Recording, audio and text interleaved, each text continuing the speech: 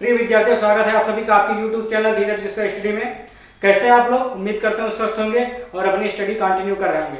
आज हम बात करेंगे एंटीसेप्टिक क्या है और एंटीबायोटिक्स क्या है। आपने बहुत सुना होगा एंटीसेप्टिक क्रीम, एंटीबायोटिक्स, फला एंटीबायोटिक्स है उसके लिए, बुखार के लिए, खांसी के लिए ये एंटीबायोटिक्स है। तो मैं आपको बता दूंगा आज डिटेल में कि एंटीसेप्टिक में और एंटीबायोटिक्स में क्या डिफरेंस है। तो देखते हैं एंटीसेप्टिक। एंटीसेप्टिक्स क्रीम्स बहुत आजकल मार्केट में अवेलेबल होती हैं। इनका काम क्या होता है? बाह्य प्रतिरोधक क्षमता बढ़ाने वाले पदार्थ को एंटीसेप्टिक कहते हैं। बाह्य प्रतिरोधक क्षमता बढ़ाने वाले पदार्थ को एंटीसेप्टिक कहते हैं, जबकि आंतरिक प्रतिरोधक क्षमता बढ़ाने वाले कृत्रिम पदार्थ को कहते हैं एंटीबायोटिक्स। एंटीसेप्टिक क्या करता है? एंटीसेप्टिक्स जो है वो रोगाणुओं को बढ़ने से रोकता है, रोगाणुओं की वृद्धि को रोकता है, जबकि एंटीबायोटिक्स क्या करता है? रोगाणुओं को नष्ट कर देता है, रोगाणुओं को खत्म कर देता है। तो ये अंतर होता है एंटीसेप्टिक एंड एंटीबायोटिक्स में। आपने देखा होगा कहीं फोड़ा फिंसी हो जाती है, कोई घाव हो जाता है, चोट लग जाती है, तो वहां पे एंटीसेप्टिक क्रीम लगा दी जाती है। क्यों लगा दी जाती है? क्योंकि उसमें जो जीवाणु होते हैं उनके पनपने की आशंका होती है और उनके वो बढ़ते रहते हैं। जो कहीं पर भी अगर जीवाणु आ गए तो उनकी संख्या बढ़ती जाएगी, जिससे कि वो घाव जो है कभी भरेगा नहीं, उसमें और बढ़ता चला जाएगा। तो इसके लिए हम एंटीसेप्टिक का यूज करते हैं ताकि इसके जो रोगाणु हैं या जो जीवाणु इसमें लग गए हैं उनकी संख्या बढ़ने न पाए और वो घाव जो है ठीक हो जाए। उसके साथ साथ एंटीबायोटिक्स भी दी जाती है ताकि जो रोगाणु शरीर के अंदर प्रवेश कर गए हैं उस घाव के माध्यम से, उस चोट के माध्यम से या भोजन या पानी के माध्यम से उनको नष्ट करने के लिए, उन जीवाणुओं को नष्ट करने के लिए, उन रोगाणुओं को नष्ट करने के लिए एंटीबायोटिक्स दी जाती है।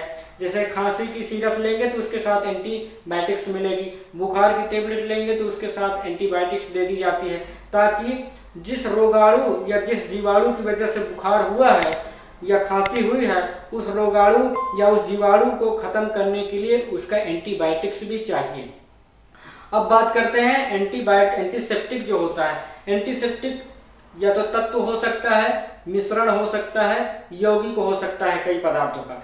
लेकिन जो एंटीबायोटिक्स होता है, एंटीबायोटिक्स वो जो है किसी जीवाणु या किसी कवक से ही बनाई जाएगी। जैसे जिस जीवाणु से, जैसे बुखार किसी जीवाणु से हुआ है या खांसी किसी जीवाणु से हुआ है या मलेरिया हो गया है, तो उसके लिए उसी जीवाणु की ही दवा बनाई जाएगी ताकि वो जाके शरीर के अंदर के उस जीवाणु को नष्ट कर सके।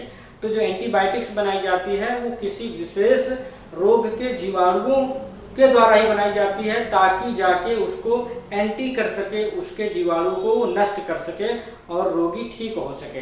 तो एंटीसेप्टिक क्या होता है? ये बाहर लगाने वाली चीज होती है, बाहरी रोग प्रतिरोधक क्षमता प्रदान करती है कहीं चोट लग जाने पर, फोड़ या फिंसी हो जाने पर। और जो एंटीबायोटिक्स होता है वो उसको शरीर की आंतरिक रोगाणुओं से उसकी रक्षा करने के लिए होता है। अंदरूनी शारीरिक क्षमता मतलब प्रतिरोधक क्षमता बढ़ाने के लिए एंटीबायोटिक्स का यूज किया जाता है। तो देखते हैं पहला एंटीबायोटिक्स कौन है, एंटीबायोटिक्स पदार्थ कौन है, दवा कौन सी है, उसके आविष्कारकर्ता कौन है। तो पहली एंटीबायोटिक्स जो तैयार की गई थी वो पेनिसिलिन थी। तो एग्जाम में आ सकता है कि पहली एंटीबायोटिक्स का नाम बताओ। तो जो पहली एंटीबायोटिक्स तैयार की गई थी उसका नाम था पेनिसिलिन, और इसको तैयार करने वाले का नाम था, उस वैज्ञानिक का नाम था अलेक्जेंडर फ्लेमिंग। तो पेनिसिलिन की खोज किसने की थी?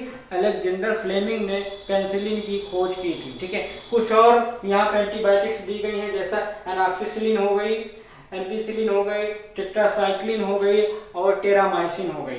तो यहाँ पे ये एंटीबायोटिक्स हैं, ये जो है किसी न किसी बीमारी को खत्म करने के लिए, उसके रोगाणु को खत्म करने के लिए ये दी जाती हैं।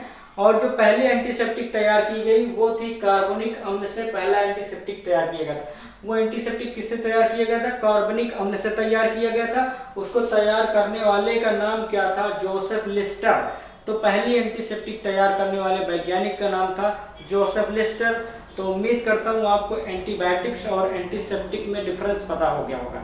एंटीसेप्टिक फोड़े फिंसी में ऊपर के रोगाणुओं को बढ़ने से रोकने के लिए लगाई जाती है, और एंटीबायोटिक्स जो है अंदरूनी क्षमता प्रदान करने के लिए, रोग प्रतिरोधक क्षमता प्रदान करने के लिए उसको खाई जाती है, ताकि कोई विशेष रोग जिसकी एंटीबायोटिक्स हम खा रहे हैं वो नष्ट हो सके, उसके रोगाणु नष्ट हो सकें। तो इस तरीके से आप समझ गए होंगे। वीडियो को प्लीज़ पसंद आए तो लाइक करें, शेयर करें, और चैनल को सब्सक्राइब नहीं किया सब्सक्राइब करें, चैनल पर नए लोगों को जोड़ें। और चलिए मिलते हैं नेक्स्ट वीडियो में, तब तक के लिए जय हिंद।